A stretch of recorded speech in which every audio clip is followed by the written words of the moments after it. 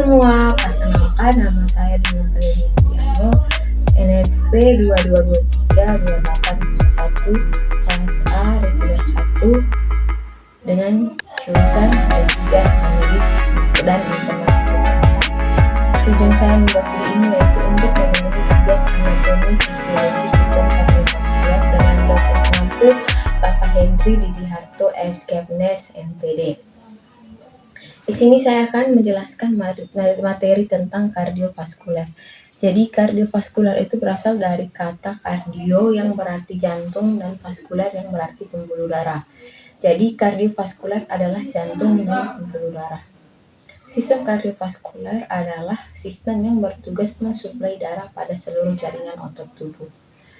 Yang kedua ada anatomi fisiologi jantung, yaitu organ muskular berongga berbentuk kerucut atau piramida terbalik. Letak di dalam rongga toraks pada bagian mediastinum. Mediastinum sendiri yaitu rongga di antara paru-paru kanan dan kiri. Besarnya sekepal tangan. Ada juga ukuran jantung. Yang pertama panjang jantung yaitu 12 cm dan lebarnya yaitu 9 cm. Berat dari jantung yaitu 250 sampai 390 gram untuk berat laki-laki dewasa.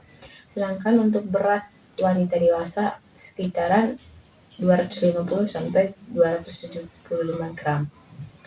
Yang berikut ada batas dekstra pada sternum dekstra dan juga batas sinistra pada intrakostal kelima.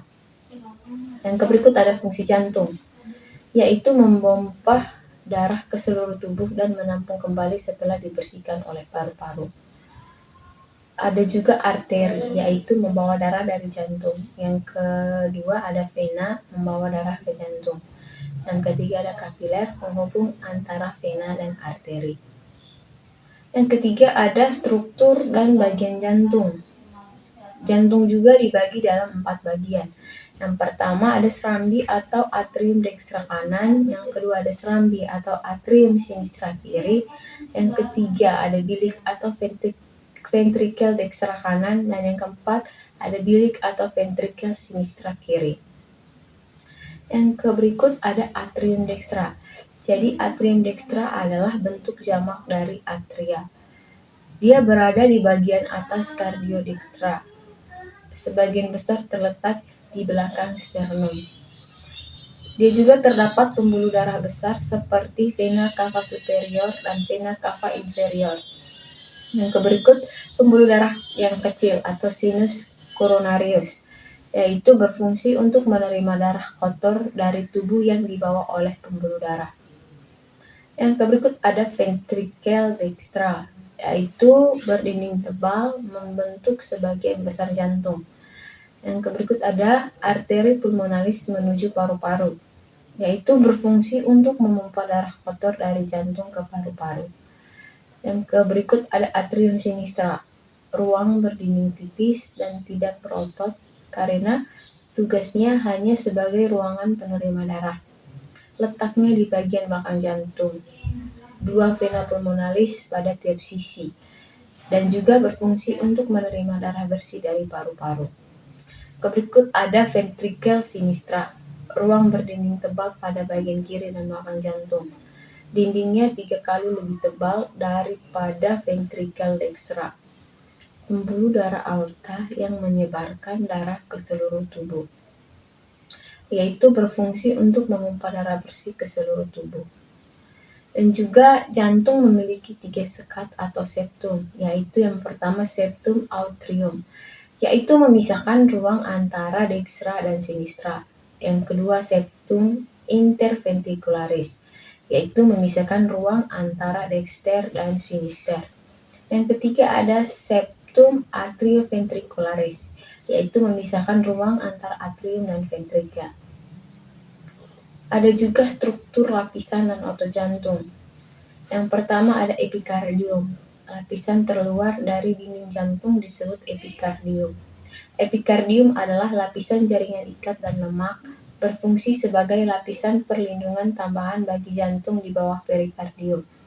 Epikardium dapat merujuk pada lapisan dalam dari perikardium visceral serosa yang menyambung dengan lapisan serosa.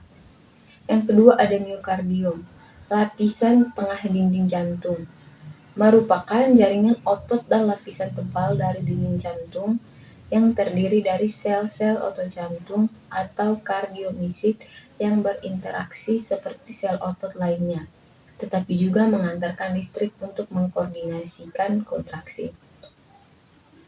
Yang berikut ada susunan miokardium, terdiri atas yang pertama susunan otot atrium, sangat tipis dan kurang teratur. Yang kedua ada susunan otot ventrikel, yaitu membentuk bilik jantung dimulai dari cincin atrioventrikular sampai ke apeks jantung. Yang ketiga ada susunan otot atrioventrikular, yaitu dinding pemisah antara serambi dan bilik. Ketiga ada endokardium, yaitu lapisan terdalam dari jaringan jantung yang melapisi rongga dan katup jantung. Lapisan ini terdiri dari jaringan ikat longgar dan jaringan epitel, squamosa sederhana. Terdiri dari sel-sel endotel yang halus. Permukaan endokardium tidak kaku. Berfungsi untuk mengumpulkan darah, memompa, dan dapat membantu mengatur kontraktilitas. Perikardium adalah kantung yang membungkus jantung pada manusia dan beberapa jenis hewan yang mempunyai fungsi utama sebagai dinding terluar jantung. Perikardium merupakan satu struktur kantung yang melapisi seluruh jantung kecuali bagian atrium kiri. Perikardium terdiri atas lapisan mesotel di bagian dalamnya dan lapisan fibrosa di luarnya. Perikardium juga berfungsi untuk membungkus bagian epikardial atau dalam jantung.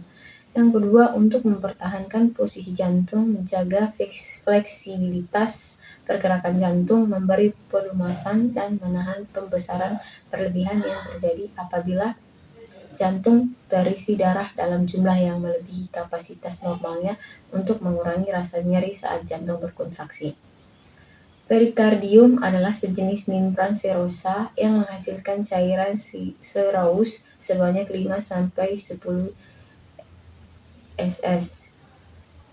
Yang berikut berfungsi untuk melumasi pergerakan jantung selama berdenyut dan mencegah gesekan yang menyakitkan antara jantung dan organ sekitarnya. Baik teman-teman, itu saja video atau materi yang saya sampaikan. Dah.